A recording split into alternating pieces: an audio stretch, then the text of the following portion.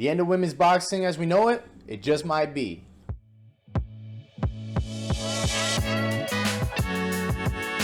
Welcome to the Master Flex Boxing channel, and today we are going to talk about the USA Boxing news that dropped literally last night about the new transgender rules that they're transgender guidelines that they're adding into 2024, and how freaking crazy they are, man. We are living in a crazy world today, man. Let me tell you. When I initially saw the news, it made me kind of mad because, man, immediately I was thinking, like, there is no way in hell that they're about to have, you know, transgender women fighting women. But I mean, I'm still on the side of this is bad idea. This is horrible for the sport of women's boxing. But I'm not as mad as I was earlier, as I saw some adjustments. But we're gonna get into that. So without further ado, I'm gonna show the guidelines of the article that I read about this new edition in the USA Boxing, and we're just gonna get right into it because this is some crazy stuff. I'm not gonna lie. All right, so basically how the rules are set. So anybody under the age of 18, they have to box. They have to box to the assigned gender they were given at birth. So if you were born a woman, you got to box with women. If you were born a man, you got to box with men until you're the age of 18. Now, this new, boxing rules policy that they're coming out with really only pertains to transgender women or transitioning to women. I'm trying to be politically correct, without getting canceled. But so yeah, so if you were born a woman, if you were born a man, you have to box in the age or in the gender you were assigned at birth.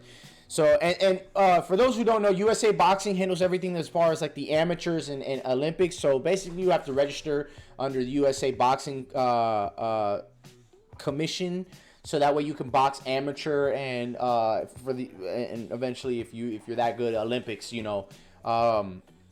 the United States. So yeah, over the age of 18, this is where it gets super complicated. So basically, you have to have completed your gender reassignment. So basically, you can't be boxing with the women with no PP with the PP. So you're gonna have to get that thing cut. On top of that, you have to have a minimum of 4 years after the surgery with quarterly hormone testing and present it to the USA Boxing with documentation of levels. All right, so that basically means that you gotta have like every 4 months. Yeah, every 4 months. Quarterly? Yeah, every 4 months. No, 3 months. Sorry. Oof. Every 3 months, you have to send in, your blood, your them T levels to the USA Boxing. This is where you lose me, basically. I can understand that they inclusion and everything like that, and they're trying to, like, with all these additions to the policy, make it like, even playing field. But the problem is that, like, at this point, what I'm about to get into, it gets so confusing. So the athlete must demonstrate that her total testosterone level in serum has been below 5 nmol/L. I guess that's I don't know what the measurement is, but that's the measurement abbreviated, for at least 48 months prior to her first competition, with the requirement for any longer period to be based on confidential case-by-case evaluation, considering whether or not 48 months is sufficient length of time to minimize any advantage in women's competition. So from what I'm understanding is that, like, some cases it may take less, some cases it might take more. It depends. They evaluate it confidentially. So between the USA Boxing and said female, to give them the ability to compete. And then the last one, the athlete's total testosterone level in serum must remain below 5 nmol throughout the period of desired eligibility to compete in the female category. So you have to stay below that rate throughout the whole time they're competing. Now, here's where my questions arise. Because listen, I'm not gonna sit here and act like I'm any kind of knowledgeable in the realm of T levels, transitioning, and all that stuff. But I look at it like this. Now, I understand that this is USA's boxing way of trying to keep things as fair as possible. But how do you continually test for these things? Are they constantly submitting samples? What happens when if an athlete fails to submit a sample? Are they automatically barred? Now, how is this going to be treated? Is this going to be treated like doping or like performance enhancing drugs, where like you miss a period of turning in a sample, you know, you're barred for a year, 2 years, or forever? Like, tell me, how do we know that right before they successfully completed all the testing to stay underneath the 5 nmol mark, that they don't, right before competition, bump up their testosterone levels? Are we testing all the way throughout? There's so many factors that I just don't think have been thought of that makes this kind of like a slap in the face to women's boxing, you know, because let's be honest, like, I look at it like this. You can't fight until after 18. Okay, so let's say somebody waits until after 18 to get the gender reassignment surgery. Now they have to wait an extra 4 years for the T levels to get below the mark, and then they have to do 48 months to show that their levels. That's still 18 years that you were a man. Oh, again, I'm not going to sit here and act like I know everything about hormone replacement therapy, but like, how much of hormone replacement therapy can change 18 years of development as a man? How much can it change bone density or muscle density that's already developed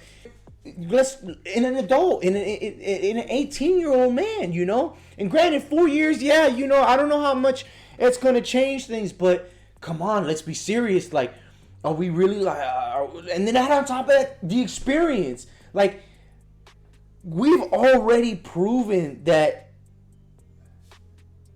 female boxers at a certain weight, you know, there are very many skilled female boxers. I love female boxing. I love watching female boxing. There are many great ones, you know. But let's be serious. We're not gonna put Clarissa Shields in with Devin Haney.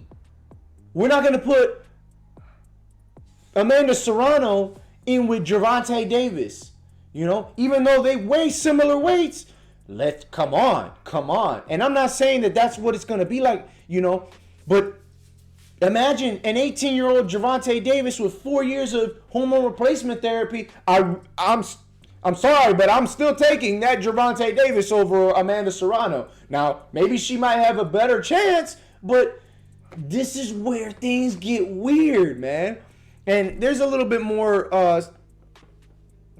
technical stuff here. So, for boxers over the age of 18, USA Boxing follows the guidance of IOC's 2015 consensus meeting decision in Chan versus Athletics Federation of India and International Amateur Athletic Federation, and the 2022 United States Olympic Paralympic Committee medical and scientific discussion pertaining to transgender athletes in sport, which cites studies from Boston Children's Hospital Sports Medicine and Harvard Medical School Teaching Hospital. Normal range of testosterone for males is defined as more than 10 nanomoles per liter. Yeah, and normal range of testosterone for females is less than 3.1 nanomoles per liter. So you're telling me that the transgender athlete has to remain under 5. Okay, so let's say we have an athlete at 4.9. They have now basically been approved by USA Boxing because they're under the 5 limit. They've done everything as far as the 48. They're still higher than a regular female. So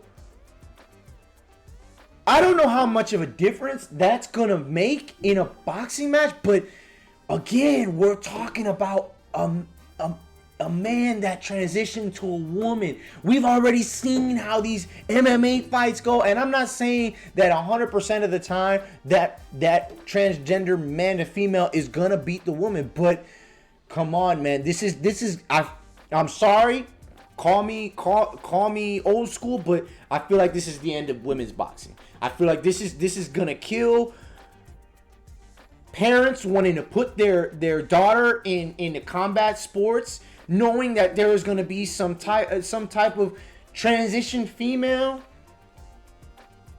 competing as well as their daughter, you know, and to me that isn't fair to females, you know. I like women's boxing is a great sport. I think out of all the combat sports, women's boxing and women's MMA are up there, you know, as far as the best, especially now with women's boxing, where it's getting so much traction now with your stars like Amanda Serrano, with Clarissa Shields, you know, and there's many more that I just can't think of off the top of my head. Man, there was just one between the Irish girl that I'm forgetting that fought Amanda Serrano.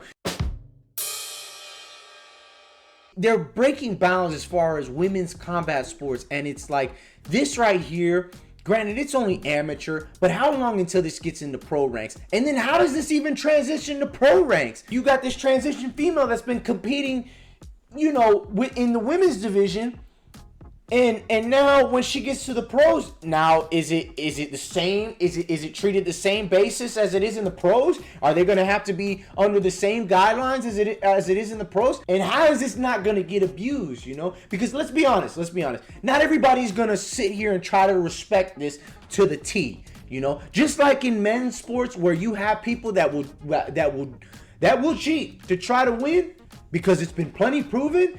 It's the same thing with women. Women do the same thing as well. And come on, let's be serious. Like, it's gonna happen. It's gonna happen. And how long until this basically destroys the reputation of women's sports? And how long does it stave away, you know, newcomers, you know, from trying the sport out?